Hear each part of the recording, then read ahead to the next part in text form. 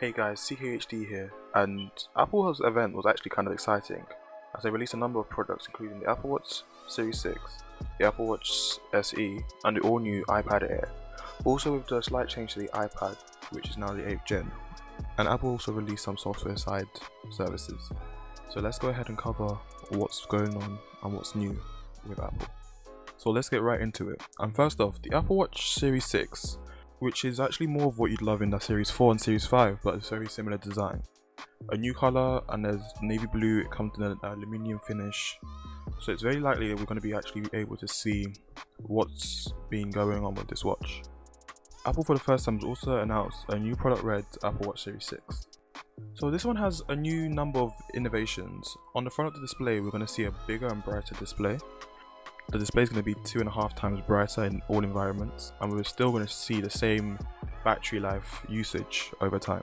There's also a new blood oximetry sensor.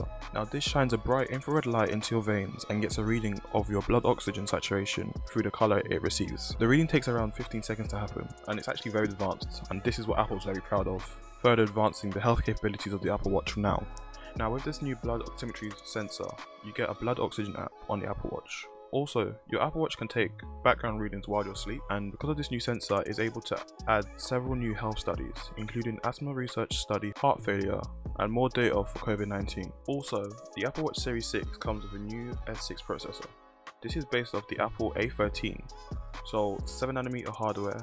Now it's able to be more battery efficient, and again you get a better display, also with the always on altimeter, so that one is capable of recording data and showing it in real time on the Apple Watch face. The new dual core S6 processor is 26 times faster than the Series 4, which has basically been recycled in an Apple Watch Series 5 design. Apple's also announced their new solar loop band. Now this is one continuous piece of silicon which they've crafted specifically to be somewhat stretchy. And on their website there's a new sizing guide while ordering, so you can make sure you have the right wrist size for yours. Now of course this watch will arrive with watchOS 7, which will be able for everyone on older Apple Watch devices tomorrow, or actually today. All these new features here, and all around a pretty good upgrade. The main new feature being the blood oxygen sensor. Now a new upgrade to watchOS 7 is what Apple's actually been emphasizing during the event, and this is the ability to control a number of Apple Watch devices with just one iPhone. So if you have kids and you really want them to have an Apple Watch, it's not really necessary for them to have an iPhone as well, but you can monitor it all from your phone. So next up is the Apple Watch SE. So this is a special edition device, which is pretty much an Apple Watch Series 5, the same design as the Series 4, Series 5, Series 6, but has slightly less capability. So no always on display, no ECG, and a starting price of $279. The Series 6 starts at the same $399, which is also even more interesting, as the Apple Watch Series 3 still sticks around the same price as $199, but very nice flexibility in prices. Now moving on, Apple's also released a new service, which no one actually saw this coming. They introduced Fitness Plus, which utilizes the Apple Watch and syncs with your iPhone, iPad, or even the Apple TV. Now this is a subscription service for $9.99 a month, with multiple workouts and more which will be added weekly. But this does look pretty good.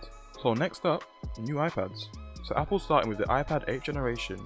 So now the iPad 8th generation gains more capability and performance, and it keeps the same design as the Apple A12, which is quite a significant upgrade over the Apple A10. So you can do quite a bit more with this, only for a starting price at $329. It's actually quite impressive how much technology they've actually been able to pack into this iPad for this price, which is quite a good go. And now we're reaching the end with the new iPad Air series. You'll notice that the bezels are a little bit chunkier and there's no Face ID. Now Apple has actually introduced the new Touch ID in power button design, and this actually looks pretty cool. Also with that, there's two new colors, or actually maybe three. The new rose gold for the first time ever on a design like this, which looks really cool. Sky blue and a green color. Now I'm actually loving the new pastel color lineup, and it makes me actually quite excited for the iPhone 12. Now moving away from the colors, the display is now a 10.9 inch 2360 by 1640 pixel display. It has all the technology from the newer iPad Pros, but of course missing the 120Hz refresh rate displays. Of course we're not going to be seeing this on the iPhones as well. So this has a new 4-core GPU for 30% faster graphics over the Apple A13. and a number of other innovations such as the next generation machine learning, a 16-core neural engine, and an image signal processor boost. And this will deliver on even better photos faster. Apple's also including USB Type-C, so merging the gap between this and the iPad Pro series. Now it says it delivers data 10 times faster than Lightning. Now of course this is true, but we'd love to see this on the iPhone 12. Now Apple has also upgraded the cameras from the latest iPads, so a front facing 7-megapixel camera and the rear being a 12-megapixel camera. But you're also going to be missing the ultra wide. Now of course you have stereo speakers and support for the Apple Pencil. Also the Magic Keyboard, which will be bridging the gap between the iPad Pro series and the new iPad Air. Now I'm actually interested in the capability of the Touch ID power button. So does this mean that the future iPhones could be getting this, or Apple might remove Face ID and bring back in a Touch ID power button? And if they made the screens a little bit bigger, this would be exciting stuff. So now guys, this is all we have from the Apple event, introducing the new Apple Watch Series 6, SE, the iPad Air 2020, and the 8th gen iPad. Now I hope to give you guys a review on these new products and also iOS 14 and watchOS 7. But that's it for today guys, and I'll see you guys in the next one.